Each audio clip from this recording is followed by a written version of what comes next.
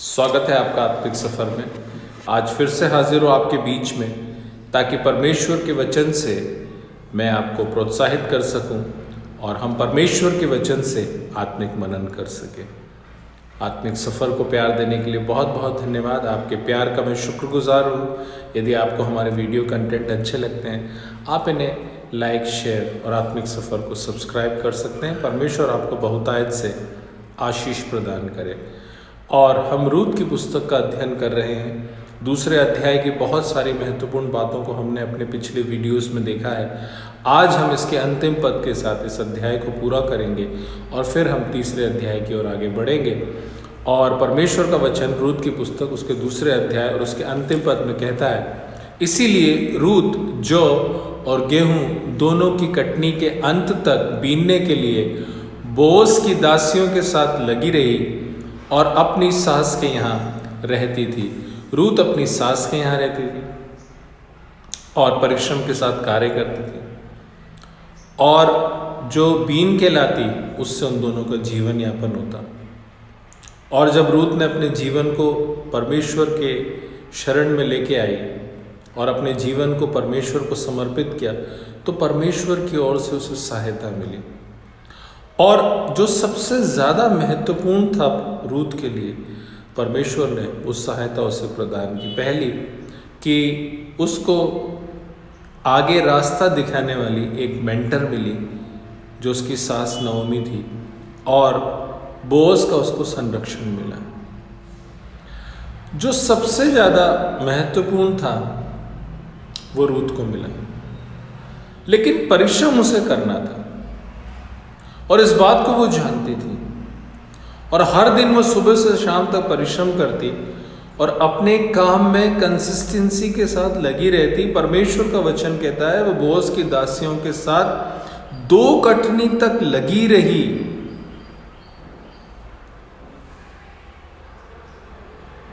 अपने काम को उसने बीच में नहीं छोड़ा। परमेश्वर ने मुझे और आपको भी हमारे जीवन के लिए जो महत्वपूर्ण है वो दिया है। और परमेश्वर का वचन कहता है कि उसने हमें सहायता देने वाला सहायक आत्मा अर्थात पवित्र आत्मा दिया है, जो हमारी हर परिस्थिति में हमारी मदद करता है। और हमें एक सहायक दिया है, तो फिर क्यों नहीं हम परमेश्वर के साथ एक सहज संबंध में आगे बढ़ते हैं?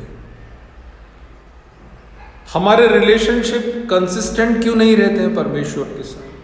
हमारे कार्य कंसिस्टेंट क्यों नहीं रहते हैं परमेश्वर के साथ? ये छोड़ पकड़ का जीवन आज मेरे और आपके जीवन में क्यों है?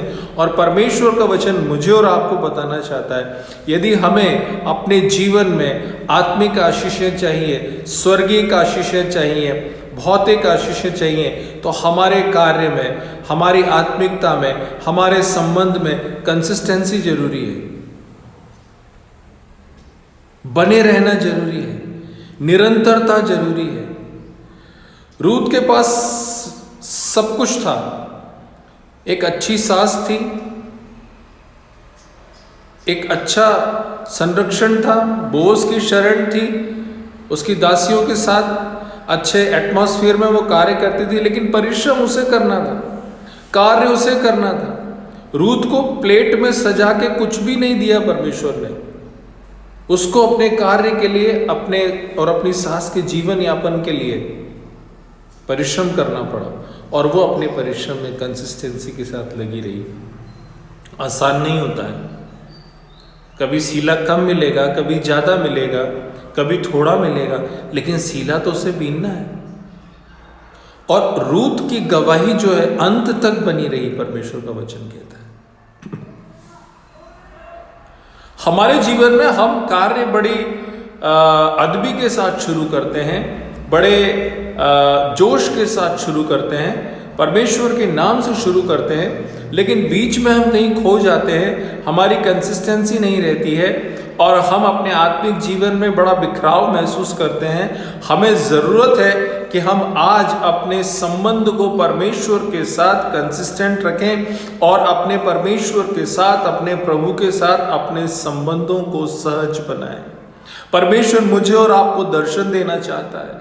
परमेश्वर मुझसे और आपसे बात करना चाहता है। परमेश्वर अपने स्वर्गिक आशीषों में हमें सहभागी बनाना चाहता है।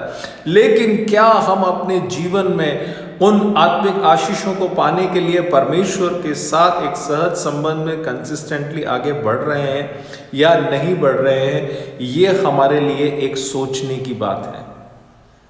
अगर रूथ लगी नहीं रहती, अगर रूथ कंसिस्टेंसी के साथ अपने काम में नहीं बनी रहती, तो रूथ की गवाही बिगड़ जाती। जो गवाही लोगों ने रूथ की शुरू में दी वो अंत तक नहीं जाती। और बहुत सारी कैरेक्टर्स को हम परमेश्वर के वचन में देखते हैं कि उनकी गवाही बिगड़ गई,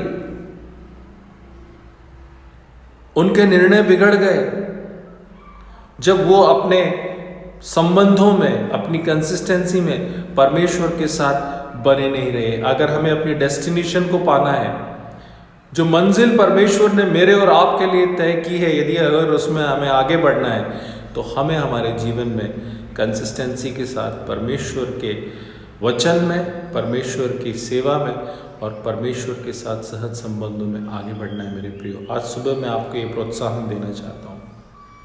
नो डाउट जीवन में खतरे हैं, रोमांच है, तूफान है, आंधियां हैं, लेकिन जब हम परमेश्वर के साथ एक संबंध में आते हैं, जब हम अपने पूरे जीवन को परमेश्वर के पास समर्पित करते हैं, तो जो महत्वपूर्ण है परमेश्वर हमें प्रदान करता है।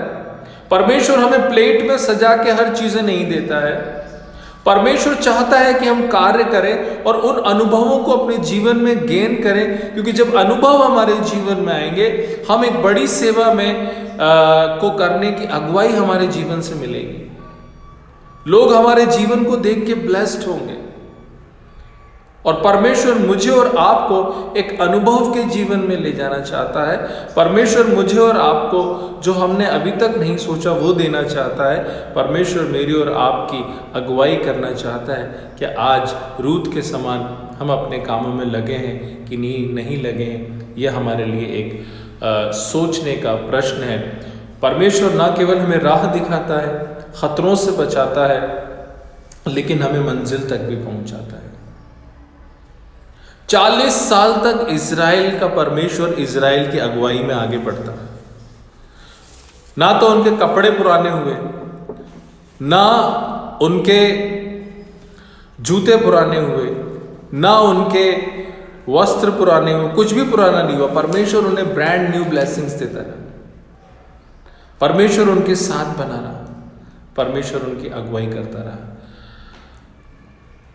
यूहन्ना उसका 15वां अध्याय में लिखा है, सच्ची दाखलता मैं हूं और मेरा पिता किसान है, और जो डाली मुझ में नहीं फलती उसे वो काट डालता है। परमेश्वर में बने रहना है। जो डाली परमेश्वर में नहीं फलती वो काट दी जाती है। मैं आज सुबह आपको ये प्रोत्साहन देना चाहता हूँ कि आप परमेश्वर में बने रहें।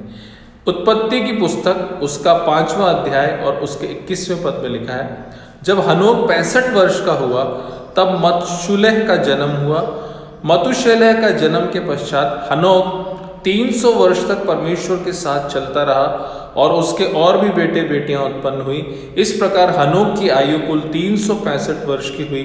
हनोक परमेश्वर के साथ साथ चलता था, फिर वह लोप हो गया क्योंकि परमेश्वर ने उसे उठा लिया।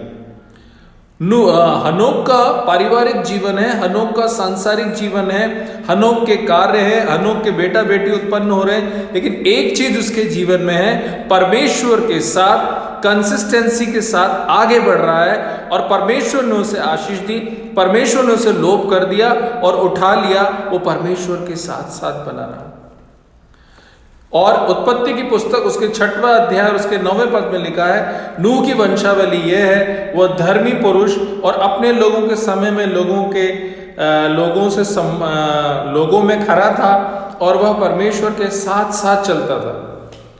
नूह अपने लोगों के समय में खरा था और वो परमेश्वर के साथ साथ चलता था।